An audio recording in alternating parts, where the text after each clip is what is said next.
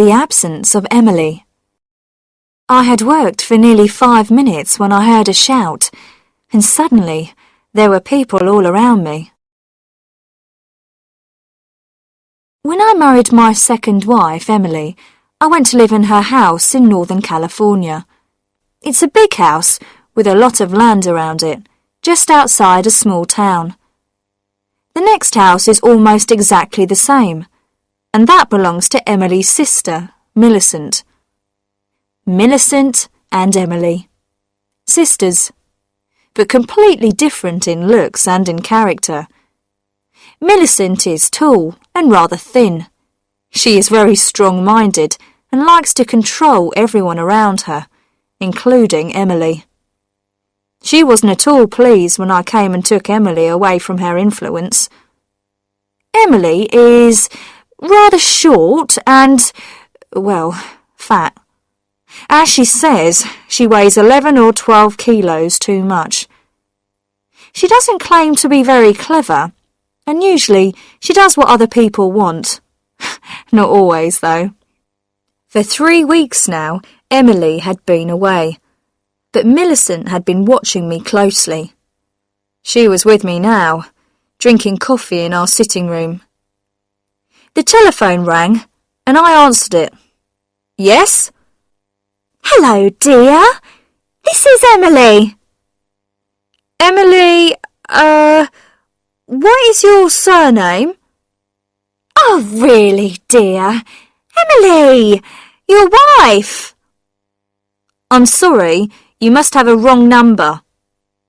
I put the telephone down. Millicent was watching me. You look as white as a sheet. You seem frightened, shocked. Who telephoned? It was a wrong number. Millicent drank some coffee.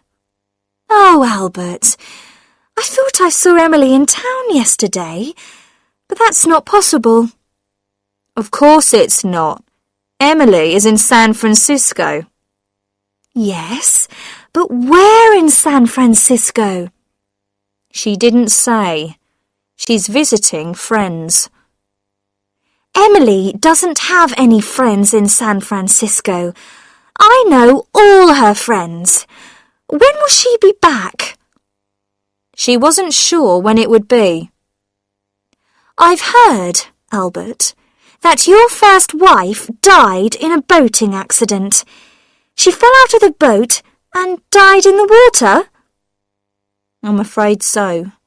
She couldn't swim. And you were the only witness to the accident? I believe so. No one else ever came forward. Did she leave you any money, Albert? That's nothing to do with you, Millicent. In fact, Cynthia had $50,000 of life insurance and 1 sailing boat. Poor Cynthia. She had taken her boat out alone that day. I had seen the accident from the boat club and rushed out in another boat, but it was too late to save her. Millicent finished her coffee and left. When she had gone, I went for a walk through the woods behind the house. I walked to an open space between the trees, which had a little stream running through it. How peaceful it was here. Quiet. A place to rest. I had been coming here often in the last few days. I sat down on a fallen tree near the stream and thought about Emily and Millicent.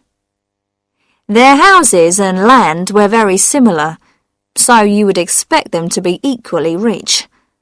But this was not the situation, as I discovered after my marriage. Emily owned her house and the land around it, but she could not afford to employ people to look after them. Millicent, on the other hand, employed a lot of people in her house, and even a lawyer to look after her money. She must have $1 million at least. On Tuesday afternoons, I usually go to the supermarket in town. Today, in the car park, I saw a small, rather fat woman across the street walking away from me. She wore a purple dress and a brown hat. It was the 4th time I'd seen her in the last 10 days. I hurried across the street. She turned the corner and I started to run. When I reached the corner, she was nowhere in sight. I was standing there when a car stopped beside me. It was Millicent. "What are you doing, Albert? I saw you running. I've never seen you run before." "Oh, I was just taking a little exercise." I was still breathing hard as I walked back to the supermarket.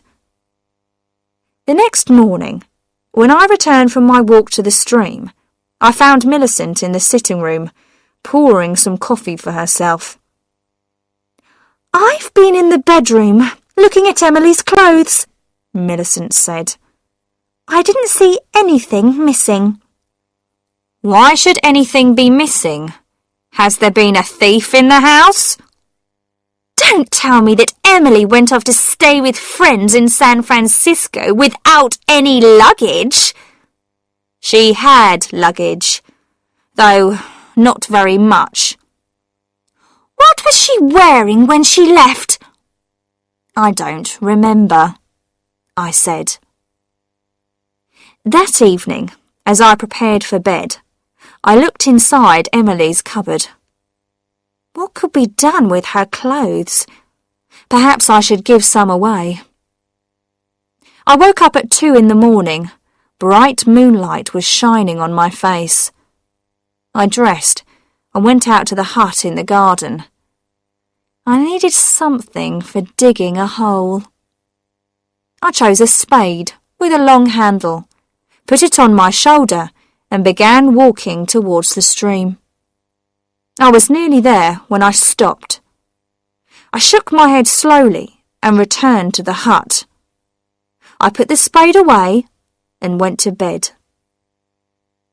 The next morning, Millicent came to see me while I was having breakfast. She brought in the Morning Post, which had just come. It included one small blue envelope addressed to me. The writing seemed familiar. The postmark was our local town. I opened the envelope and pulled out a sheet of paper. "Dear Albert, I miss you so very much. I shall return home soon, Albert. Soon, Emily." I put the letter and the envelope into my pocket. "Well?" Millicent asked. "I thought I recognised Emily's writing on the envelope. Did she say when she'll be back?" "That is not Emily's writing. It's a letter from my aunt in Chicago." "I didn't know you had an aunt in Chicago."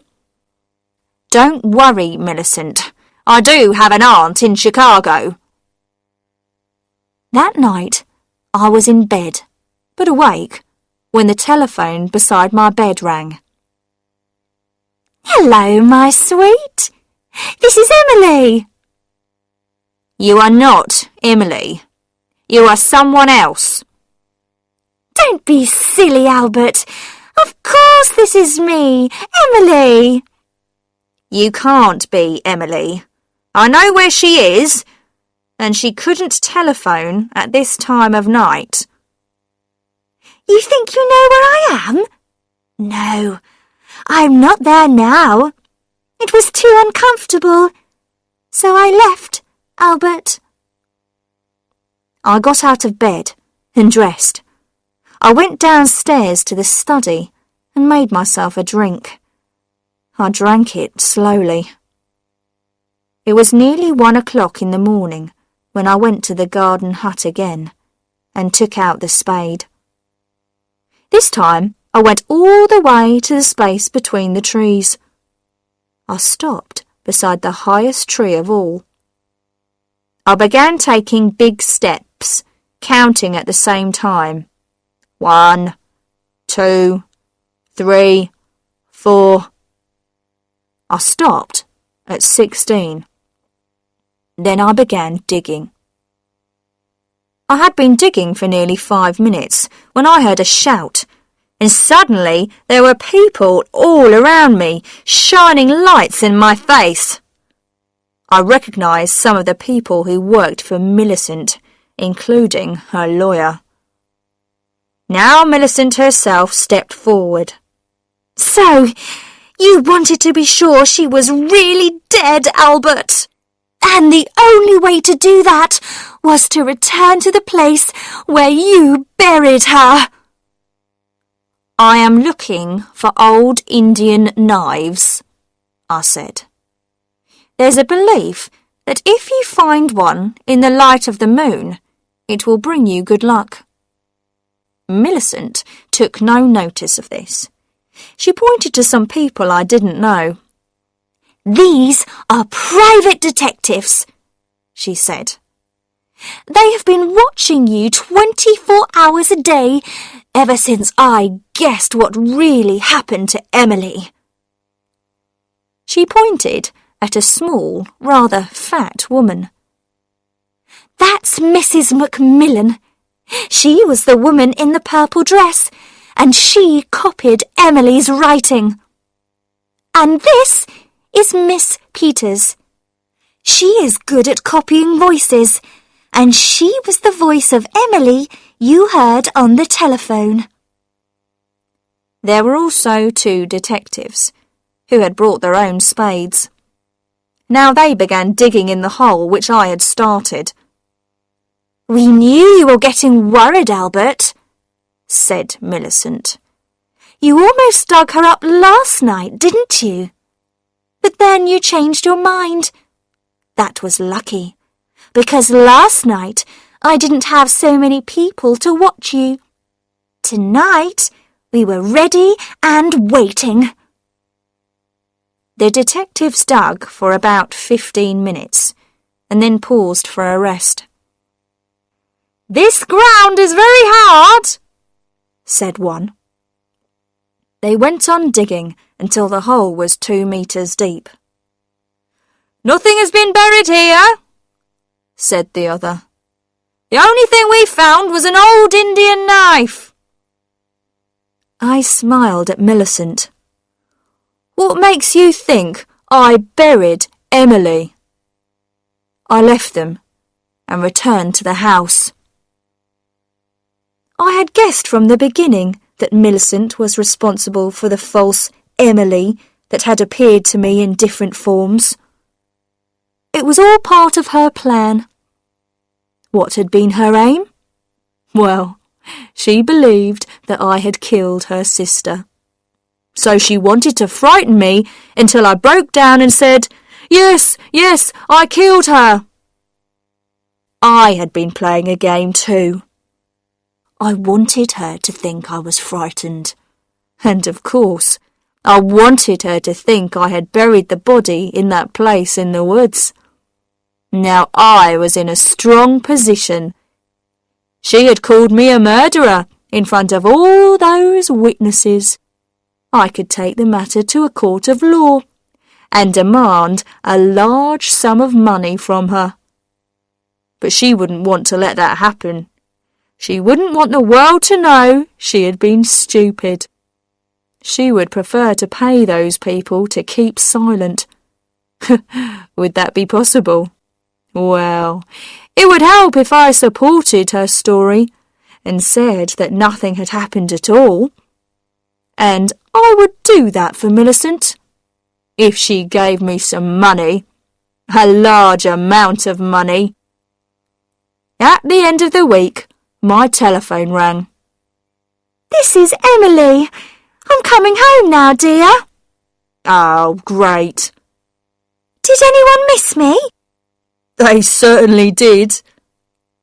You haven't told anyone where I've been these last 4 weeks, have you, Albert? Especially not Millicent. I told her you were visiting friends in San Francisco. Oh, dear. I don't know anybody in San Francisco. Did she believe you? I don't think so. Well, I couldn't tell her I was going to a health farm to lose weight. I would be ashamed. And I wasn't sure that I would manage it. But I have, Albert. I have. I've lost 14 kilos. My figure must be as good as Cynthia's now. Well done, Emily. That's great. Why is Emily jealous of my first wife? They each have their place in my heart. Yes, but now none of my clothes will fit me. I'll have to get a lot of new clothes. Do you think we can afford it, Albert? We can now, with some help from Millicent.